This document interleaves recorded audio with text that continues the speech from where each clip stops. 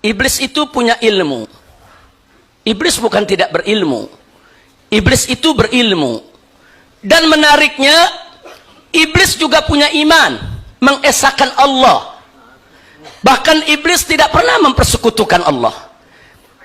Jangan lupa itu, iblis punya iman.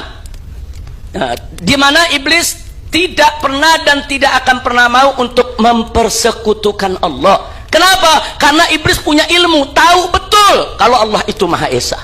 Kalau Allah itu tidak beranak dan tidak diperanakan, saudara. Tapi iblis tidak punya akhlak, ya kawan.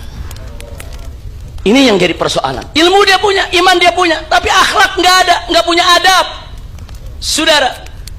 Sekarang mana bukti kalau iblis itu punya ilmu, saudara?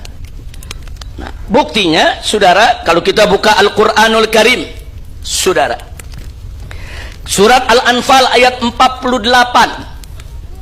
Tatkala Allah menceritakan bagaimana iblis dan pasukannya, saudara, itu menggoda orang-orang yang tersesat jalan untuk terus berjuang membela kesesatannya, saudara.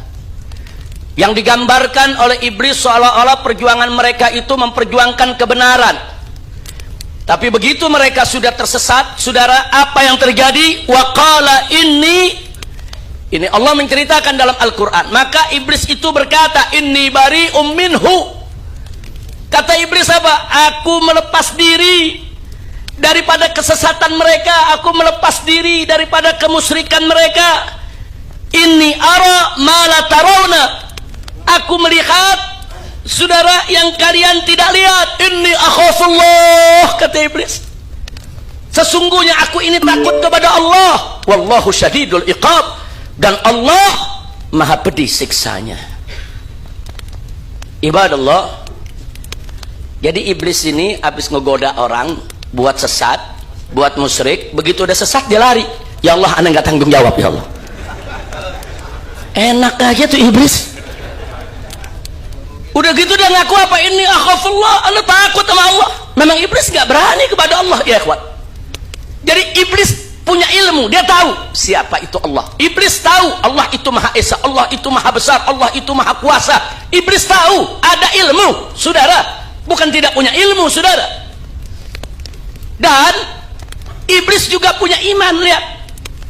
Imannya apa? Dia nggak mau mempersekutukan Allah. Manusia digoda untuk mempersekutukan Allah. Begitu manusia nyembah berhala, iblis lari. Anda nggak tanggung jawab, ya Allah. Masya Allah, kira-kira jelas gak? Berarti iblis ada ilmu gak? Iman? Apa yang dia nggak punya? Adab, akhlak nggak punya, saudara. Nah, mana bukti dia tidak punya akhlak, dia tidak punya adab? Allah yang menceritakan dalam Al-Quranul Karim, saudara. Di antaranya dalam surat Al-Baqarah, faqala ta'ala, wa idh qulna lil malaikati isjudu li adama fasajadu illa iblis aba wastakbar. Jadi Allah menyatakan, tatkala kami perintahkan, kami katakan kepada para malaikat, apa yang dikatakan oleh Allah, usjudu, sujudlah kalian semua li Adam, kepada Adam. Fasajadu, malaikat sam'an wa ta'ah, dengar perintah Allah, taat, mereka semua sujud. Illa iblis, kecuali iblis. Ada apa dengan iblis? Aba wastakbar, dia menolak dan dia takabur, sombong. Nah, sekarang saya tanya, Allah perintah, iblis nolak. Akhlak tidak itu? Nggak punya akhlak, ya ikhwan. Jangankan diperintah Allah, kita diperintah orang tua kita dalam hal yang baik, kita nggak patuh, kita nggak punya akhlak. Apalagi kalau diperintah oleh Allah. Iblis nggak punya akhlak, Allah perintah dia tolak. Udah gitu dia sombong. Orang kalau sombong berarti akhlaknya bagus gak? Nggak bagus, ya ikhwan. Jadi ayat ini menginformasikan kepada kita, iblis itu nggak punya akhlak, nggak punya adab yang baik, ya ikhwan. Allah perintah, dia tolak. Bahkan dia semakin sombong. Udah gitu apa? Ngedebat pakai logika. Allah didebat pakai logika, ya ikhwan. Apa dia katakan? Sebagaimana Allah ceritakan dalam surat Al-A'raf ayat 12. Saudara, iblis mengatakan tatkala diperintahkan oleh Allah untuk sujud kepada Nabi Adam, apa kata iblis? Qala ana khairum minhu.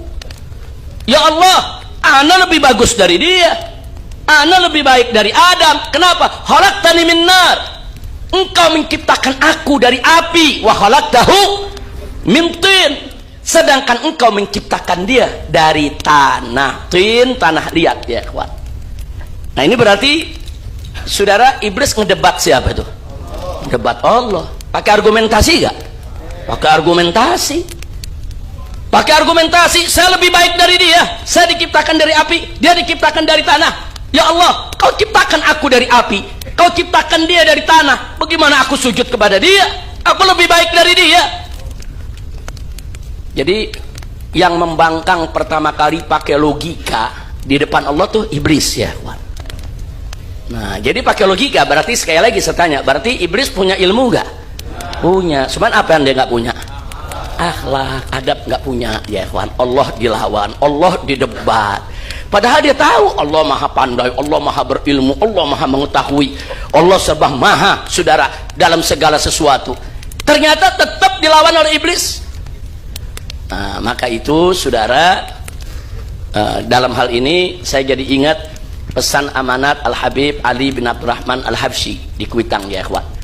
Al-Habib Ali ini pernah mengatakan, saya heran saudara, iblis itu disuruh sujud kepada Adam nggak mau, tapi sekarang umat manusia disuruh sujud kepada Allah nggak mau. Ini kira-kira lebih besar mana nih persoalannya saudara? Iblis disuruh sujud kepada Allah, sujud. Disuruh sujud kepada Adam nggak mau. Ini manusia disuruh sujud kepada Allah nggak mau. Kayaknya lebih keras kepala dari iblis manusia saudara. Hati-hati tuh yang nggak sholat, hati-hati, hati-hati yang nggak sholat. Jadi yang nggak sholat ini berguru kepada iblis. Ya pantas, pantas. Kenapa? Karena ada pepatah mengatakan guru kencing berdiri, murid kencingin guru. Itu guru kencing berdiri, murid kencing berlari, tuh jadul tuh. Itu peribahasa zaman dulu. Peribahasa zaman sekarang, guru kencing berdiri, murid kencingin guru. Jadi kalau bergurunya sama setan begitu, setan gak mau sujud kepada Adam, padahal sujud kepada Allah.